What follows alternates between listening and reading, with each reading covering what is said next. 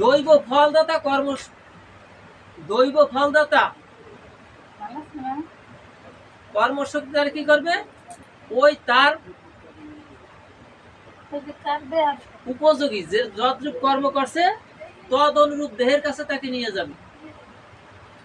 যদি কর্মটা উত্তম হয়, যদি উত্তম কর্ম হয় তাহলে কি হবে, সে ভগবানের শ্রীপাদ পদ্মে তার ঠাঁই হবে। আর যদি তার যদি ভোগ বাসনা থেকে যায় এই জগতে, তার ভোগ বাসনাটা সে কাটাতে না পারে, তাহলে তাকে আবার এমনি করে এই এক মায়ের গর্ভে তাকে স্থানান্তর করা হবে। সেইখান থেকে আবার জগতে এসে তার এই সমস্ত জড় জগতের বস্তু যার প্রতি তার আসক্তি ছিল, তার ভোগ লিপ্সা ছিল, সেইটা সে এই জড় জগতে এসে আবার তার চরিতার্থ করবে। আর যদি কর্মটা হীন হয় তাহলে কি হবে, এই মানব কুলেও নয়, শেষ পর্যন্ত কি হবে, পশু পক্ষী কীট পতঙ্গ এরকম জনিতে তাকে পাঠানো হবে। এইটি হচ্ছে জীবের পরিণতি। আমরা এই জগৎ সংসার থেকে মুক্তির সন্ধান সকলেই করি। ভগবান বলল যে তোমার জড় জগতের প্রতি যদি আসক্তি তুমি না কাটাতে পারো তাহলে তোমার জড় জগৎ থেকে মুক্তি নেই, বারবার আসতে হবে। আর যদি মুক্তি পেতে চাও তাহলে কি করো, ভগবত কথা শ্রবণ করো, ভগবত কথা শ্রবণ করো, কীর্তন করো, ভগবানের সেবা করো।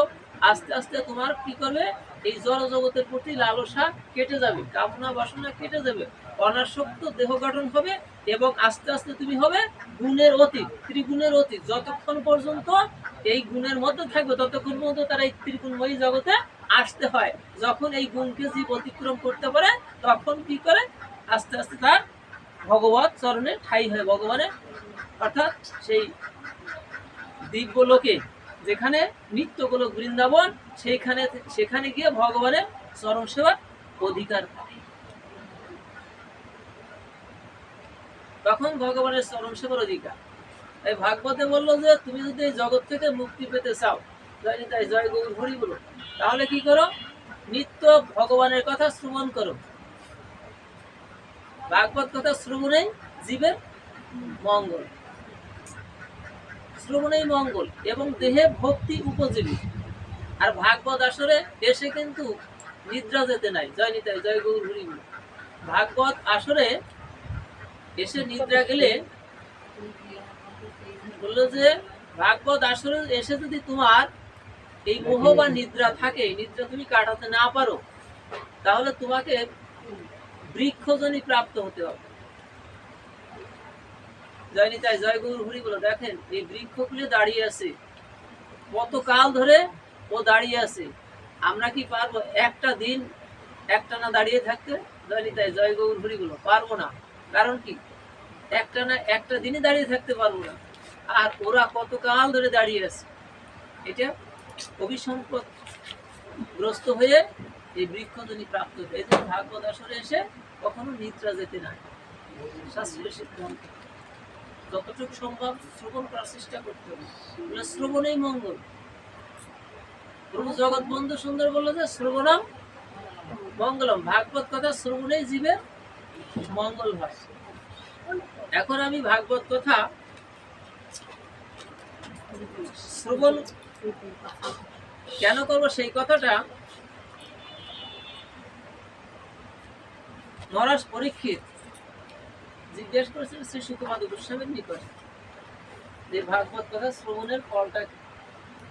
বললো যে ভাগবত কথা শ্রবণ কীর্তনের ফলটা হচ্ছে যে যেখানে